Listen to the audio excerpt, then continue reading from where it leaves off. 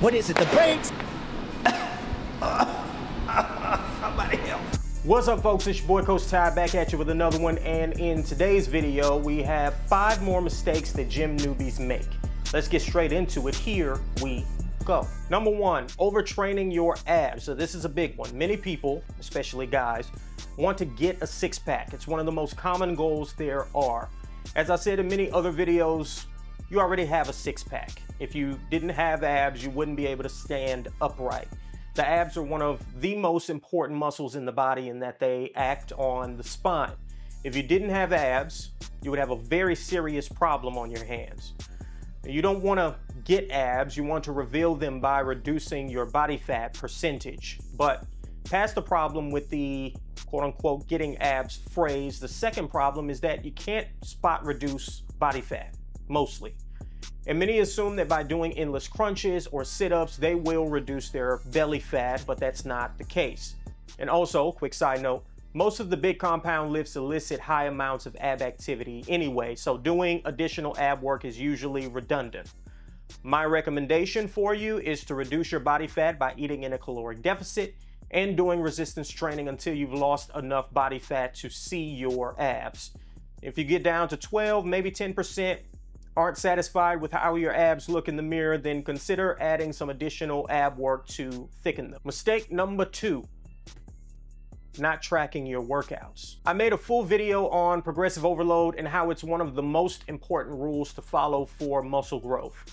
You should slowly but surely be increasing the amount of weight you're lifting over time. Muscles have to be given a very good reason to grow, and they have to continue to be given good reason for that growth to continue. So, how do you ensure progressive overload? Well, you need to make sure you're doing at least 1 more rep than you did the previous week, or 2.5 or 5 more pounds than you did the previous week. Can you really remember the 4 to 8 exercises you did and the amount of reps you did on each of the 3 to 4 sets per exercise? You would have to memorize dozens, if not hundreds of numbers over the course of a week. Instead, you track it. Tracking is the best way to ensure progressive overload, bar none, point blank period. It removes all the guesswork. It removes doing a workout purely by feeling, oh, this weight feels good today. No, we don't want to do that. So how do you track? Well, there's many ways. You can use the MuscleWiki app, which is nice because it will populate your previously done numbers so you know exactly what you need to beat. I'm an old school kind of guy, so I'm the one weirdo walking around with a small notebook writing my workouts down. Yes, people stare and know they ain't making these gains. Some people use Excel or Google Sheets. Frankly, it doesn't really matter. Just track it somewhere and always track. Number 3, ego lifting too heavy. I recently heard Dr. Mike Israetel make the point that he doesn't get as mad at young guys who do a bit of ego lifting. It's the older guys who've been lifting for a long time that really creases his Jordans. I tend to agree with this. Now, whether young or old, you can snap your shit up. And that's the first of the 2 main points I want to make here is safety. Lifting weights that are too heavy for you can get you injured, especially when your form starts to really break down.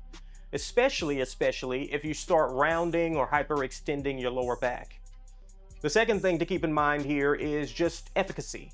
Lifting weights in a controlled manner is just more effective. Letting momentum do the work of getting the weight from point A to point B means your muscles did less work. And obviously, we never want the muscle to do less work. But how do I know if it's too much weight? Well, here's a general rule of thumb for you. Decide on a rep range. Video in the corner now about selecting rep ranges. Then choose a weight that will allow for you to do an amount of reps that is within that range. Now, this will take some experimenting if you're performing a new exercise. If your form starts to break down, then time to end the set. No matter what rep you're on, you've hit muscular fatigue, which is as far as you really need to go. Speaking of ending a set when you hit muscular fatigue, our next mistake, going to failure. We know from the research that going to total failure does not have any additional benefit over going to near failure. In fact, it seems to be worse. While the amount of muscle growth seems to be roughly the same, whether you go to near failure or total failure, The amount of fatigue is much higher when you go to failure. The nervous system, particularly, sustains much more fatigue. With lifting weights and most things in life, you want to do a basic cost-benefit analysis. When going to failure, the cost starts to outweigh the benefit. So the better thing to do is this. Training to near failure will maximize the results you get with each set while not doing any additional unnecessary fatigue. How do you know when you're nearing failure? Pay attention to the speed of your reps. If you're putting all the strength you have into completing a rep and the weight or machine or cable attachment is moving very slowly, then you are near failure. Finish that rep and then stop. And our next mistake, not getting a spot. As people become less and less used to talking to one another, this one is becoming more and more prevalent. If you are benching or squatting a weight that you aren't sure you're going to be able to get, ask for a spot. Most people are totally happy to help. Just make sure you adequately communicate with them beforehand. And this is how you end up with those videos on Instagram where someone is pissed about how they were spotted. Politely instruct the person on what you need from them. Tell them how many reps you're going for. Tell them if you want them to help you get extra reps or not. And most importantly, tell them when to jump in and assist you. Some people might see you struggle a bit and want to hop in. If you want them to let you struggle with the rep and only help if you absolutely can't get it, just tell them. That's it for today's video, folks. Jesus, I can't talk. That's it for today's video, folks. I hope that's helpful. Please like, comment, subscribe, and share. Let me know what you want to hear from me next. I'm Coach Ty with Muscle Wiki, and I will see you with the next one. Deuces.